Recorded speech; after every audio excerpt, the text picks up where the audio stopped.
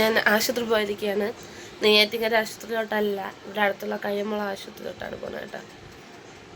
പിന്നെ നമ്മൾ നെയ്യാറ്റിൻകര ആശുപത്രി ജനറൽ OP രാവിലെ 8 മണി തൊട്ട് രാത്രി 8 മണി വരെ ഇരിക്കാനുള്ളത്. 2 മണിയാകുമ്പോൾ ഡോക്ടർമാർ ഇറങ്ങിയോളും, വീടുകളിൽ ഇരിക്കും. ഒന്നാമത്തെ തെറ്റ്. കാഷ്വാലിറ്റി ഒരു ഡോക്ടർ കാണും. അതാ ഒരു എമർജൻസി ആയിട്ട് പറഞ്ഞ ആളെ കയറ്റി വിടൂല, ക്യൂവിൽ നിൽക്കാൻ പറയും. അങ്ങനെ ഇന്നലെ നെഞ്ചുവേന വന്ന ആളെ ക്യൂവിൽ നിന്ന് ആൾ മരിച്ച്. ഒന്നാമത്തെ അവിടെ നിൽക്കുന്ന സെക്യൂരിറ്റി പോലീസുകാരോടും പറയാം. സെക്യൂരിറ്റിക്കാർ എമർജൻസി ആയിട്ട് പറഞ്ഞാൽ അവരെ കയറ്റി വിടണം. നെഞ്ചുവേന അവരെ കയറ്റി. ഞാൻ അന്ന് വയ്യാതായി പോയിട്ട് ECG എടുക്കാൻ അരമണിക്കൂർ വെയിറ്റ് ചെയ്തു. സിസ്റ്റർ ഇല്ലായിരുന്നു. അരമണിക്കൂർ കൂടുതൽ കൊച്ചിനെ വെച്ചുകൊണ്ട് ഞാൻ ഡോക്ടറിനെ കാണുന്നുണ്ട്. ഡോക്ടർ വെളിയിൽ നിന്നപ്പോഴാണ് ഞാൻ കൊച്ചിനെ കാണിച്ച് അകത്ത് കയറിയത്. ഒന്നില്ലെങ്കിൽ 2 ഡോക്ടർ 3 ഡോക്ടർ ജനറൽ ആശുപത്രി കാഷ്വാലിറ്റി വേണം. ഇത് ഒരു ഡോക്ടറിനെ വെച്ചിട്ട് എന്തോന്ന് ചെയ്യും അവർക്ക്? ചേട്ടൻ്റെ അഭിപ്രായം പറ ചേട്ടാ.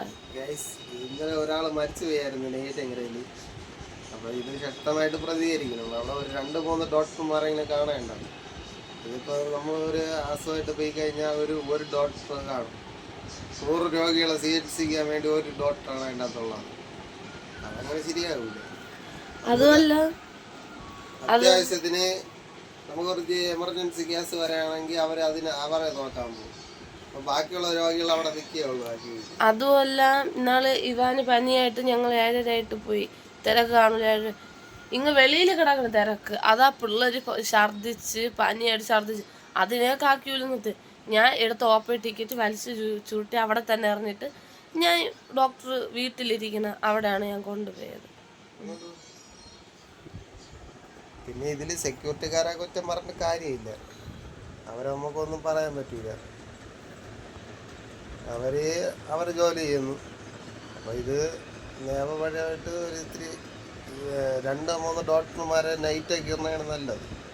അല്ലാതെ എൻ്റെ പിള്ളേരെ കൊണ്ട് ആശുപത്രി പോയപ്പം രാത്രി പോയപ്പോൾ റോഡിൻ്റെ ഇപ്പുറത്തന്നെ ക്യൂ കിടന്നത്. ഞാൻ പിന്നെ നേരെ അവിടെ നിന്ന് നിൽക്കാതെ പ്രൈവറ്റ് ആശുപത്രി പോയി. അതുകൊണ്ട് 2-3 ഡോക്ടർമാരെ നിർത്തണമെന്നാണ് ഒരു അഭിപ്രായം. ആരും കുറ്റം പറയണമെന്നല്ല. ഇന്നലെ ഒരാൾ മരിച്ചുകൊണ്ടാണ് ഇതിങ്ങനെ പറയണത്. ഇനി ഒരു ജീവൻ ഇങ്ങനെ പോകാതെ ജനറൽ ആശുപത്രിയല്ലേ, അപ്പോൾ ഡോക്ടർമാർ വേണമല്ല. മിക്കയിടത്തുനിന്നുള്ളതും ഈ നെയ്യാറ്റിൻകരയാണ് പറഞ്ഞത്. ഗർഭിണികളായാലും ഗർഭിണികളൊക്കെ രാത്രി റെഫറൻസ് എഴുതി SATക്കാണ് പറഞ്ഞത്. അപ്പോൾ ഇനി അങ്ങനെ ഒരു അവസ്ഥ വരാതിരിക്കട്ടെ.